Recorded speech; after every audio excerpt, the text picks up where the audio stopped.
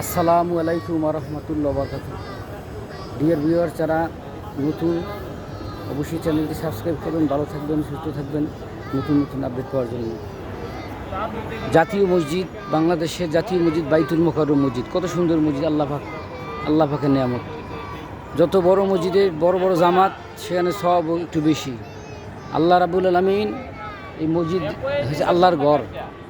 আল্লাহর ঘরের যতক্ষণ বসে থাকবো, আল্লাহর ঘরে যতক্ষণ একজন বান্দা বসে থাকে ততক্ষণ সব হইতে থাকে নেক আমল আল্লাহ রাব্বুল আলামিনের পক্ষ থেকে ফেরেশতারা লেখতে থাকে।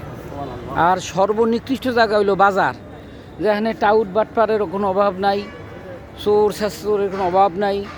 সর্বনিকৃষ্ট স্থান বাজার, আর সর্বোৎকৃষ্ট স্থান এই পৃথিবীর জমিনে মসজিদ। মসজিদে বসে যদি কেউ নামাজ নাও পড়ে, বাদামও যদি খায়, তাও সব হইতে থাকে। মসজিদে বসে, তবে দুনিয়াবি আলাপ না করা উত্তম। মসজিদে বসে থাকলে সব। এই নিয়ামত আল্লাহ রাব্বুল আলামিন আমাদেরকে দান করছে। আল্লাহ রাব্বুল আলামিনের সেই নিয়ামতের জন্য হাজার কোটি বছর আল্লাহ পাকের কুদরতি পায়ে সেজদা দিয়ে কানলেও কাজ হবে না। এই নিয়ামত আমরা মসজিদকে ভালোবাসি। মসজিদ পৃথিবীর শ্রেষ্ঠ স্থান। আল্লাহকে ভালোবাসি, নবীকে অনুসরণ করি এবং জান্নাতের পথকে সুগম করি। আল্লাহ সত্য আছে, আমি সাক্ষী দিতেছি। অনেকে বলে আল্লাহ বিশ্বাস করো না, আল্লাহ আমার কষ্ট লাগে। কেন করে আল্লাহকে বিশ্বাস করবো? আর প্রতিটি কোনায় কোনায় আল্লাহ পাকের অস্তিত্ব, আল্লাহ পাকের শক্তি, আল্লাহ পাকের কুদরতি শক্তি বিরাজমান।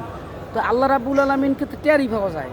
এই কোরআন শরীফ পৃথিবীর শ্রেষ্ঠ একটা কিতাব, আল্লাহ পাকের পক্ষ থেকে আল্লাহ নাজিল করছে।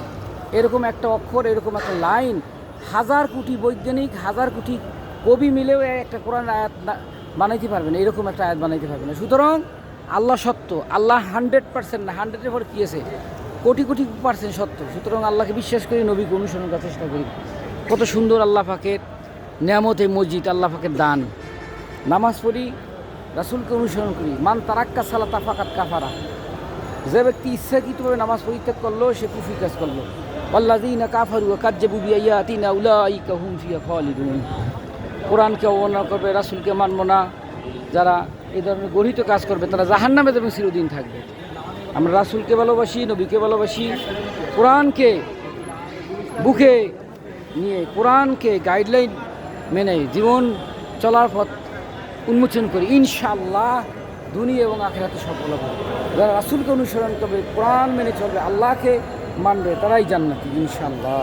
সাল্লাল্লাহু আলা খাইরি খালকি মুহাম্মাদি ওয়া আলা আলিহি ওয়া সাহবিহি আজমাইন। কত আল্লাহর পাগল এখানে আছে, এটা সব আল্লাহর পাগল। কত মোমেন বান্দা, আল্লাহর পাগলগুলো এখানে বয়ে রয়েছে।